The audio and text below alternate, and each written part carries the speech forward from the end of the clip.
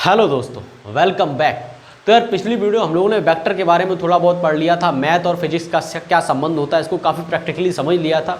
तो वेक्टर पूरी तरह खत्म नहीं हुआ था क्योंकि हम लोग वेक्टर अलजेब्रा पढ़ रहे थे। जैसे कि स्केलर क्वांटिटीज़ होती हैं, जैसे 4 किलो में 5 किलो जोड़ दो कितना होगा, 9 किलो होगा।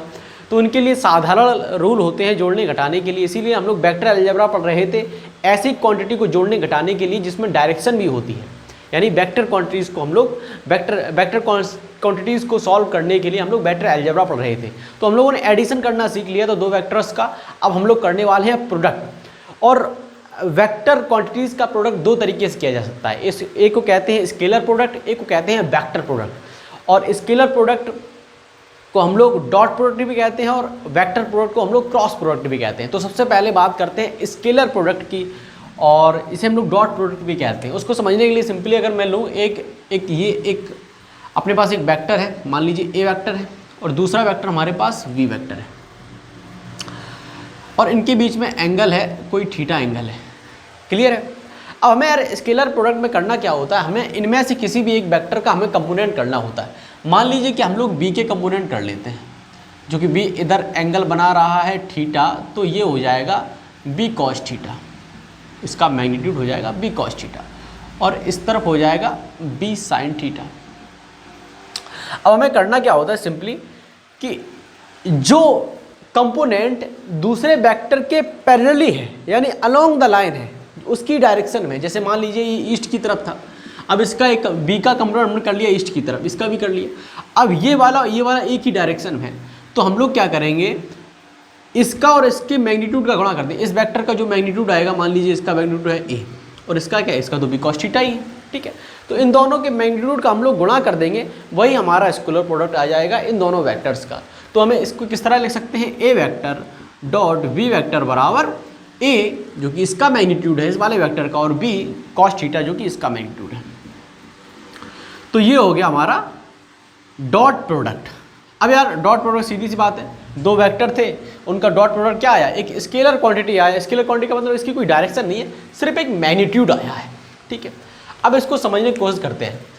अब आप ये भी कह सकते हैं, जैसा कि आपने कभी फील किया होगा कि कोई बॉक्स को आप खींच रहे हैं, किसी भी बॉक्स को आप खींच रहे हैं, किसी बॉक्स को आप खींच रहे हैं ऐसे, जब आप बिल्कुल उसको उसके सामने ऐसे खींचते हैं तो काफ़ी आसानी खींच सकते हैं। जैसे आप थोड़े ऊपर से उसे खींचने लगते हैं तो आपको थोड़ी तकलीफ होती खींचने में, क्योंकि उसके खींचने में सिर्फ फिर उसका एक कंपोनेंट काम करने लगता है। मान लीजिए कि आप पहले ऐसे खींच रहे थे आप, तो आसानी से खिंचा चला गया, अगर ये स्मूथ सरफेस है तो फ्रिक्शन में कंडीशन बिल्कुल उल्टी हो जाएगी। मान लीजिए आप इसे ऐसा फोर्स लगा रहे हैं तो आसानी से खिंच जाएगा। थोड़ा ऊपर से आप इसे खींचने लगे तो आपको खींचने में थोड़ी परेशानी हुई। क्यों होगी? क्योंकि आपने एक एंगल दिया है। एंगल देने का मतलब है कि आप इसको खींचने में सिर्फ एक कंपोनेंट काम कर रहा है, जो होगा एफ कॉस थीटा। ठीक है, यानी कि जितना एंगल आप ऊपर चलते चले जाएंगे उतना आपको खींचने में परेशानी आएगा। एक समय ऐसा आएगा कि आप ब्लॉक जस्ट ऊपर की तरफ फोर्स लगा रहे होंगे, जो कि 90 डिग्री बना रहा होगा। ठीक है, 90 डिग्री बना रहा होगा, क्या आप इस तरफ इस ब्लॉक को खींच पाएंगे? नहीं खींच पाएंगे, क्योंकि उस तरफ कोई कंपोनेंट ही नहीं बचा। तो यही सीन है कि कॉस थीटा, तभी तो कॉस थीटा की वैल्यू क्या होती है, जैसे कॉस थीटा का मान बढ़ता है उसकी वैल्यू घटती चली जाती है। वही सीन यहाँ पर है, जितना कॉस थीटा का मान जितना ज़्यादा होगा उतना ही इसके प्रोडक्ट का मान कम होगा। Is it clear? अब एक एग्जांपल इसको समझ लेते हैं। मैंने इसको आपको फील कराने की कोशिश नहीं करी, और ज़रूरत भी नहीं है इसको फील कराने की। लेकिन यार अगर मैं बात करूं कि फिजिक्स में बहुत ज़रूरी है, dot product work energy power use होता है, और आपका क्रॉस प्रोडक्ट रोटेशन में इस्तेमाल होता है, और मैग्नेटिज्म में इस्तेमाल होता है। काफ़ी यूज़फुल दोनों चीज़ें हैं। तो एक एग्जांपल ले लिया जाए आपका फोर्स का ही। तो मान लीजिए कि कोई एक ब्लॉक है जिसके ऊपर यही ले लेते हैं, इसी को बना लेते हैं, सवाल है इसको ही बना लेते हैं। मान लीजिए कि कोई ब्लॉक है, जैसा कि ये ब्लॉक है भाई। ठीक है, इसके ऊपर आपने एक फोर्स लगाया 20 न्यूटन का, जो कि है 37 डिग्री के एंगल पर है, और ये 2 मीटर में डिस्प्लेस हो गया है, मतलब 2 मीटर ये डिस्प्लेस हो गया है। ठीक है, तो ये दिया गया है हमें। तो इसका वर्क निकालना होता है, वर्क होता है एफ इंटू एस, एस मतलब डिस्प्लेसमेंट। तो सबसे पहले एफ निकालना पड़ेगा, एफ किस डायरेक्शन में, जिसने इसको 2 मीटर डिस्प्लेस किया, 2 मीटर, इस ब्लॉक को 2 मीटर किसने डिस्प्लेस किया, 20 न्यूटन ने ना, 20 न्यूटन के एक कंपोनेंट ने से डिस्प्लेस किया है, इसने कंपोनेंट ने एक डिस्प्लेस किया है। तो किसने डिस्प्लेस किया है, 20 cos 37, और cos 37 वैल्यू होती है 4/5, तो 16 आएगा, यानी 16 न्यूटन ने इसे 2 मीटर डिस्प्लेस किया है, 20 न्यूटन ने नहीं किया, यानी 20 न्यूटन का कंपोनेंट ये 16 न्यूटन। तो वर्क आपका हो जाएगा 16 न्यूटन इंटू 2, यानी 32 न्यूटन इंटू मीटर, या जूल भी कह सकते हैं। ठीक है, ओके। तो ये एक एग्जांपल हो गया, ये होता है भाई साहब सिंपल सा आपका डॉट प्रोडक्ट। इसमें कोई ऐसे समझाने वाली बात नहीं है, लेकिन क्रॉस प्रोडक्ट भाई है, बड़ी चीज़ है, तगड़ी चीज़ है, इसको समझने वाली बात है यार, ये समझने वाली चीज़ है ना, क्योंकि आप डॉट प्रोडक्ट को फील कर सकते हैं आप अपने आप में, लेकिन क्रॉस प्रोडक्ट आपके कभी पल्ले नहीं पड़ेगा, मतलब आपने कभी फील नहीं किया होगा, पर मैं आपको फील कराने की कोशिश करता हूँ क्रॉस प्रोडक्ट को। क्रॉस प्रोडक्ट में आगे बढ़ने से पहले थोड़ा डॉट प्रोडक्ट का कुछ कंप्लीट कर ले, कुछ यार छूट गया है, उसको मैं पहले बता देता हूँ।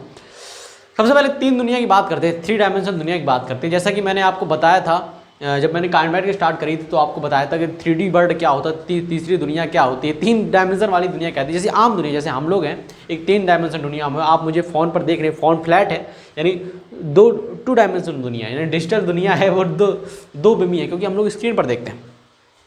खैर, हम लोग समझने की कोशिश करते हैं, जैसे कि मैंने आपको बताया था कि ये एक्स एक्सिस होती है और उसके जस्ट परपेंडिकुलर वाई एक्सिस, और इन दोनों के परपेंडिकुलर होता है अपना जेड एक्सिस। अगर मैं बोर्ड के बाहर अगर मैं बता सकता तो ये होता है जेड एक्सिस, ठीक है। तो ये आपको मैंने बताया था। ऐसा ही वेक्टर में, वेक्टर का भी एक साइन कन्वेंशन ऐसा ही होता है कि हम लोग इसको मान लेते हैं आई कैप, इसको मान लेते हैं जे कैप, इसको मान लेते हैं के कैप। क्लियर है। और ऐसा जरूरी नहीं कि आप एक्स एक्सिस की तरफ ही आई कैप माने, वाई एक्सिस की तरफ ही जे कैप माने, जेड एक्सिस की तरफ ही के कैप माने, आप कहीं भी मान सकते हैं। लेकिन साधारणतः हम लोग साइन का फॉलो करते हैं यार कि चीज़ें हमारे लिए सरल हैं, तो एक्स कंपोनेंट को हम लोग आई कैप, वाई को जे और जेड को के ही मानते हैं। तो ये है वेक्टर का रिप्रेजेंटेशन है, 3D दुनिया में इस प्रकार का दिखाई देता है। अब मान लीजिए आपको यहीं पर एक वेक्टर दे दिया गया है, एक आपको वेक्टर दे दिया गया है ए वेक्टर, ठीक है। और इसको कुछ अगर मैं लिखा जाऊं तो इसको ये मान लीजिए कि ये एक्स से बना रहा है अल्फा कोण, और वाई से बना रहा है बीटा कोण, और जेड से बना रहा है गामा कोण, ठीक है, गामा कोण बना रहा है। तो इसका एक्स की डायरेक्शन में एक कंपोनेंट निकालेंगे, वाई की डायरेक्शन में भी एक कंपोनेंट निकालेंगे, और जेड की डायरेक्शन में एक कंपोनेंट निकालेंगे। जब मैंने आपको पिछली वीडियो में जो रेजोल्यूशन ऑफ वेक्टर पढ़ाया था, तो मैंने आपको किसी वेक्टर के 2 कंपोनेंट निकालना बताए थे। लेकिन आप किसी एक वेक्टर के 3 कंपोनेंट भी निकाल सकते हैं, एक्स डायरेक्शन में निकाल सकते हैं, वाई डायरेक्शन में निकाल सकते हैं, जेड डायरेक्शन में निकाल सकते हैं। तो इसमें हर एक एक्सिस के साथ ये वाला वेक्टर अलग अलग एंगल बना रहा है, तो अलग अलग इसके कंपोनेंट भी होंगे। मान लीजिए कि ए वेक्टर है, इसका जो एक्स डायरेक्शन में कंपोनेंट है वो है ए एक्स आई कैप करेंगे, क्योंकि plus A Y J cap plus A Z के कैप, इस तरह हम लिख लेंगे। ऐसा एक और हमारे पास वेक्टर है, सेम इसी तरीके का वेक्टर है, वी वेक्टर हमारे पास है। अब वी वेक्टर की भी कुछ एंगल है अपने अपने, और उसके भी जो एक्स की तरफ बी का एक्स की तरफ कंपोनेंट है वो लिख दिया, और बी का जो वाई की तरफ है वो लिख दिया, और जे की तरफ जेड की तरफ है वो भी लिख दिया। तो इस प्रकार से हम लोग वेक्टर को रिप्रेजेंट कर सकते हैं आई जे के रूप में, यानी वेक्टर फॉर्म में रिप्रेजेंटेशन। अगर हम आपसे कहें बीजगणितीय रूप में कहें, एल्जेब्रिकली जो वेक्टर एल्जेब्रिकली हम लोग इस प्रकार से रिप्रेजेंट करेंगे किसी वेक्टर को। अब इनका ए डॉट भी कैसे निकालेंगे, इनका ए डॉट भी निकालने के लिए सिंपली हम लोग क्या करेंगे, A x I cap plus A Y J cap plus A Z के कैप, और B x I cap plus we Y J cap plus V Z के कैप। इसे हम लोग इस तरह रखेंगे, फिर हम लोग इसका आपस में गुणा करेंगे, फिर देखेंगे क्या होगा। लेकिन उससे पहले मैं आपको बता दूं, जैसा कि मैंने आपको अभी बताया था कि अगर कॉस थीटा की वैल्यू कॉस थीटा में थीटा की वैल्यू अगर 90 है तो मान क्या आएगा, इसका 0 आएगा। थीटा की वैल्यू अगर 90 है तो मान 0 आएगा। यानी अगर हम कह सकते हैं कि I और J, अगर हम लोग I डॉट J करेंगे कॉस थीटा के, और I और J के बीच में एंगल कितना होता है 90 होता है, मैंने आपको अभी बताया। तो 90 करेंगे तो इनकी वैल्यू 0 आएगी, और J और K की वैल्यू भी 0 आएगी। K और अब क्या बचा, K और I की वैल्यू भी 0 आएगी, क्योंकि इनके बीच का एंगल कितना है 90, इसलिए यहाँ पर ये I J K I सब 0 आएगा, इनका उल्टा भी 0 ही आएगा। तो इसमें आप गुणा करेंगे और पाएंगे कि जितने, जैसे कि AX I cap into BX I cap, हाँ, और जो एक साइड जैसे कि I डॉट I कैप और I कैप, ये इसका मान 1 होगा। क्यों होगा 1? क्योंकि दोनों एक ही डायरेक्शन में है, I और I एक ही डायरेक्शन में, यानी कॉस थीटा की वैल्यू कितनी होगी, यहाँ पर थीटा की वैल्यू हो जाएगी 0, और कॉस थीटा की वैल्यू अगर 0 है तो उसका वैल्यू होता है 1। तो I और I 1 होगा, J और J 1 होगा, K और K 1 होगा। ठीक है, तो हमें क्या करना है, सिर्फ ये देखना है, सारी चीज़ें तो 0 होने वाली हैं। हम लोग क्या करेंगे, I और I वाला पद ढूंढ लेंगे। तो I और I वाला यानी AX into BX, I cap यानी 1 प्लस, अब J और J वाला पद तो AY और BY प्लस Z और Z वाला पद AZ इंटू VZ। तो ये आएगा हमारा प्रोडक्ट। वैसे ये प्रोसेस लेंदी हो सकती थी, क्योंकि हर चीज़ को आपको लिखना था। मैंने आपको शॉर्ट में बता दिया कि I J K, ये आप दोबारा देख लीजिएगा, वैसे मैंने सारी चीज़ें सही से आपको बताई हैं। तो ये आएगा हमारा वेक्टर, जो वेक्टर्स का क्रॉस प्रोडक्ट इस प्रकार से। अब वेक्टर्स का डॉट प्रोडक्ट स्केलर प्रोडक्ट कहना चाहता हूँ मैं, तो इस प्रकार से कर सकते हैं। चलिए अब आते हैं क्रॉस प्रोडक्ट पर। डॉट प्रोडक्ट में भाई अगर 90 डिग्री पर दो वेक्टर्स हैं तो उनका जो प्रोडक्ट 0 आएगा। क्योंकि खुद सोचिए, अगर आप किसी ब्लॉक को इधर खिसकाना चाहते हैं, ऐसा खींचेंगे तभी तो इधर खिसकेगा, अगर उसको ऊपर से खींचने लगे तो उधर कैसे खिसक जाएगा, सीधी सी बात है, प्रोडक्ट तो 0 आना ही है। क्रॉस प्रोडक्ट, सबसे पहले इस दुनिया को समझते हैं, जिस दुनिया की मैंने अभी आपसे बात करी थी कि 3 डायमेंशन दुनिया। ये हो गया एक्स एक्सिस, ये हो गया वाई एक्सिस, और ये हो गया Z axis. It is clear, ये तो 3D है, एक्स एक्सिस, वाई एक्सिस और जेड एक्सिस। अब जो अभी मैंने आप रिप्रेजेंट करके बताया था ए वेक्टर, तो ए वेक्टर कुछ ऐसा होएगा। तो ए वेक्टर है जो एक्स के साथ कौन सा कंपोनेंट बना रहा है, वाई के साथ कंपोनेंट कौन सा बना रहा है, और जेड के साथ कौन सा बना रहा है, तो वही हमने यहाँ पर लिखे थे। ऐसा ही बी के साथ हुआ था। तो सबसे पहले क्रॉस प्रोडक्ट को देखते हैं, क्योंकि क्रॉस प्रोडक्ट 3 डायमेंशन के बारे में, तीन दुनिया के बारे में, तो उसको मैं बताना अभी उसको और जरूरत पड़ेगी।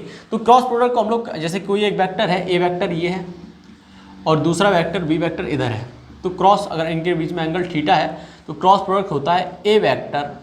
क्रॉस इसलिए कहा जाता है क्योंकि इसके बीच में क्रॉस लगाया जाता है, ए वी साइन थीटा, और थीटा वही है जो इनके बीच का एंगल है, एन कैप। यानी कि ए बी साइन थीटा है, ये मैग्नीट्यूड है, एन कैप है वो डायरेक्शन है। कहने का मतलब ये है कि किन्हीं दो वेक्टर्स का क्रॉस प्रोडक्ट होता है, वो भी एक वेक्टर ही होता है, उसकी भी एक डायरेक्शन होती है, मैग्नीट्यूड भी होता है, एक डायरेक्शन भी होता है।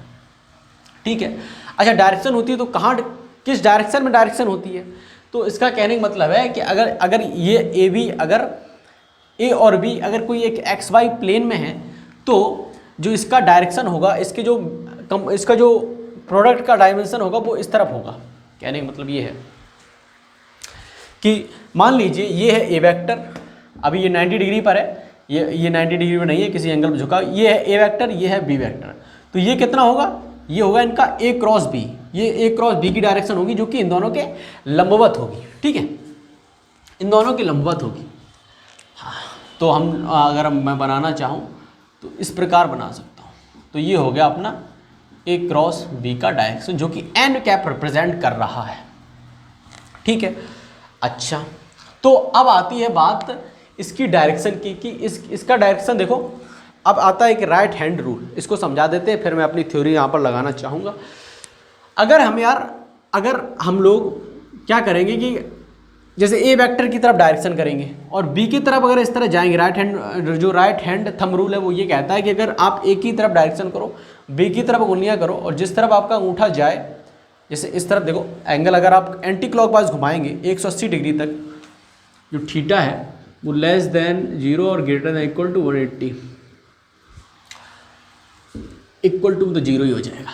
ठीक है, तो अब हाथ क्या कर रहे हैं,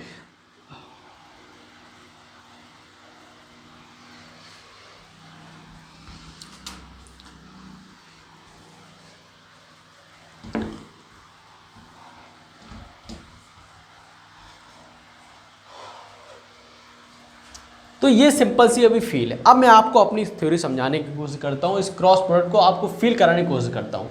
सबसे पहले मैं आपको बताना चाहूँगा जो ए बी साइन थीटा है ये एरिया है, एरिया है ए और बी के बीच का।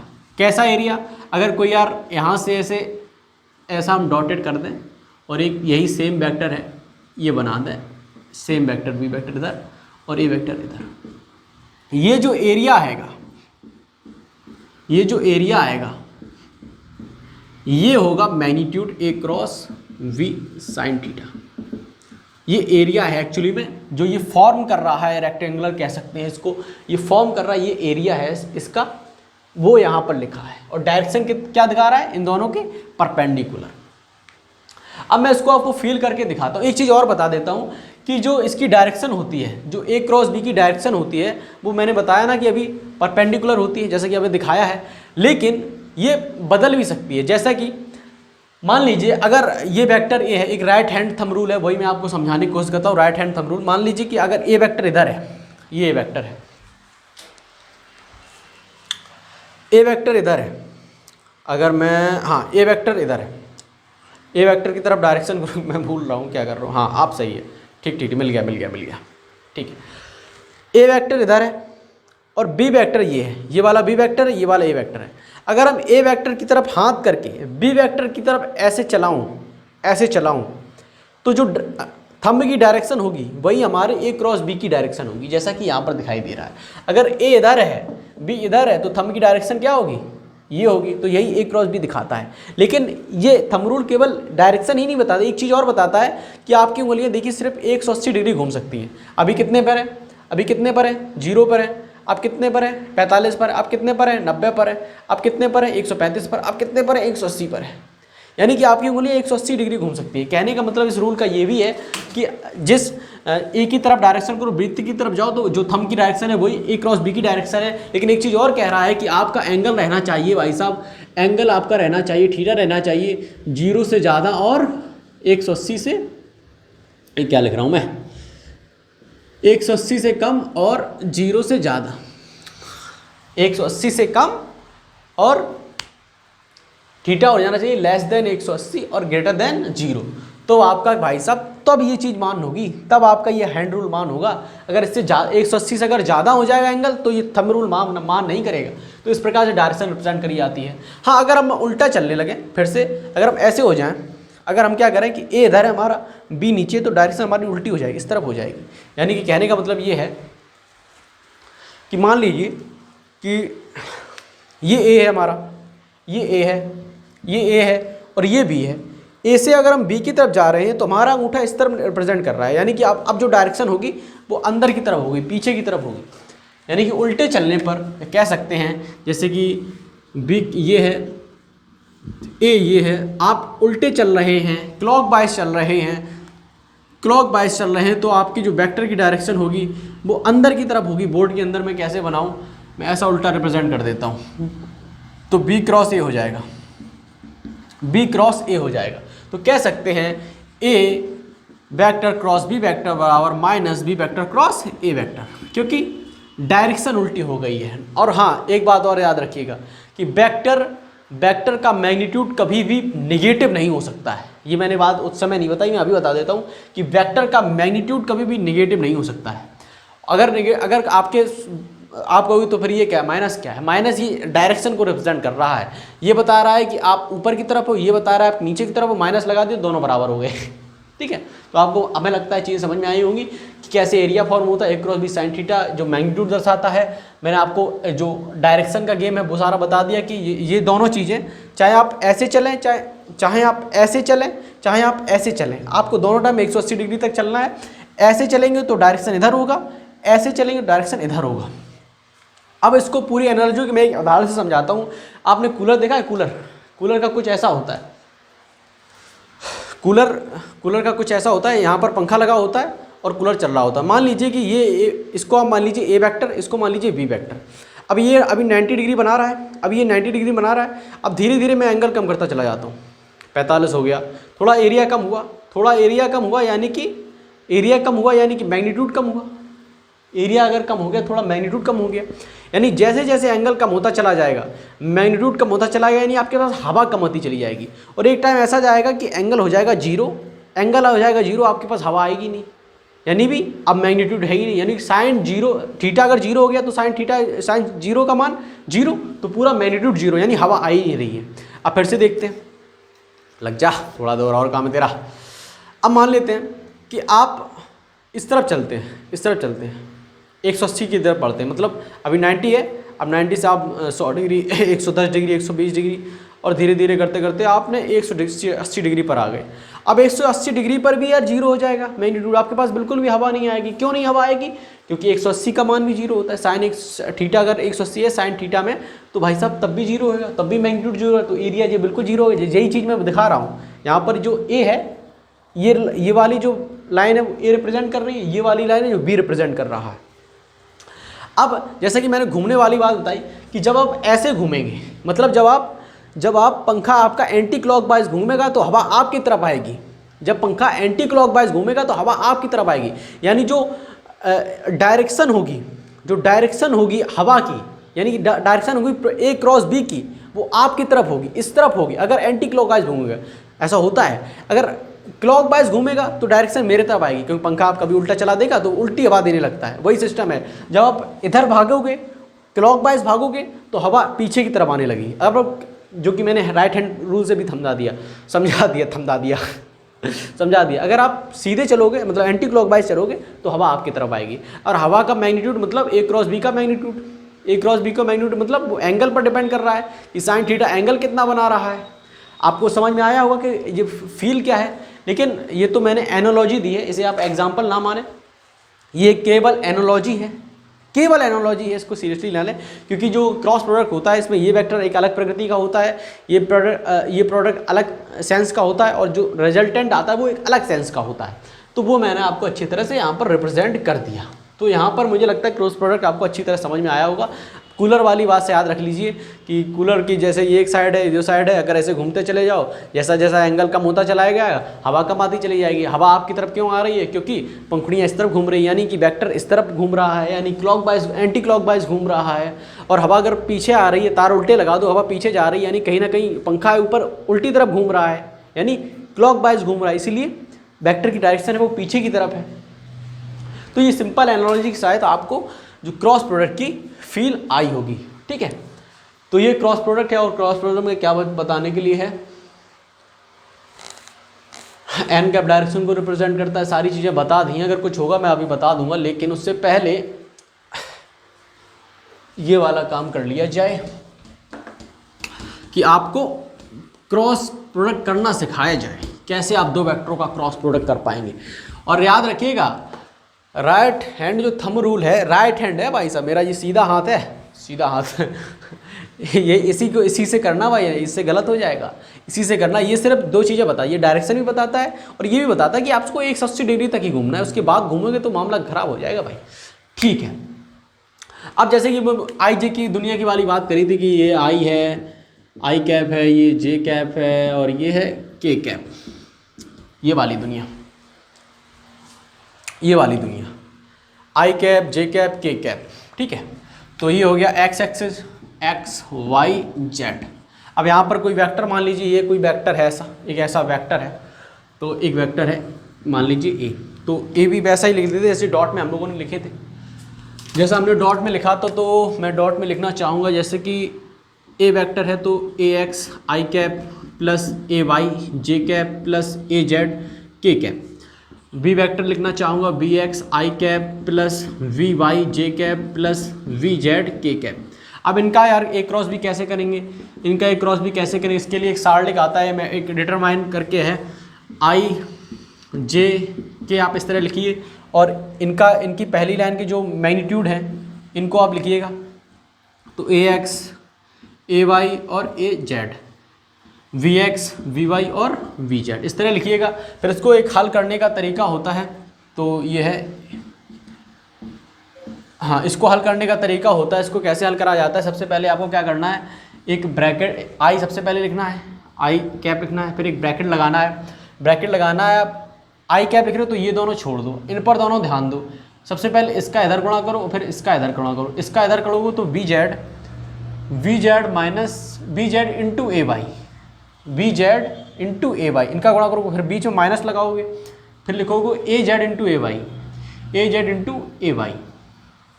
ठीक है, बंद करोगे, फिर माइनस लगाओगे, अब जे लिखोगे। अब जे के नीचे की दोनों लाइनें छोड़ दोगे, अब जे के नीचे की लाइनें छोड़ दोगे। अब इन दोनों में चर्चा करोगे, इसको इधर करोगे गुणा, इसको इधर करोगे गुणा, तो V Z into A x, B Z into A x minus B x into A Z, we x into A z. ठीक है, अब प्लस लगाओगे के कैप। अब जैसा कि दोनों में किया उसमें भी करेंगे, इस लाइन को छोड़ देंगे, इसका इधर गुणा करेंगे, इसका इधर गुणा करेंगे, तो B y A z A x minus B x A y. तो ये आएगा आपका। इस तरह से हम लोग ए क्रॉस बी निकालते हैं। ठीक है, ओके, तो इस प्रकार से हम लोग ए क्रॉस बी निकालते हैं। तो यार वेक्टर की सिंपल सी फील आएगी। आगे मैग्नेटिज्म में और रोटेशन में पढ़ेंगे तो और इसको हम लोग अच्छे से समझने की कोशिश करेंगे, और फिजिकली मैं आपको समझाने की कोशिश करूंगा इस चीज़ को। लेकिन एक बात याद रखिएगा, जो मैंने कूलर वाला समझाया था सीरियसली लेना, ये एनोलॉजी थी, आपको फील दिलाने के लिए थी। ठीक है, तो that's all for my self. अगली वीडियो मिलते हैं, कैलकुलस वगैरह पढ़ते हैं ना। बाय।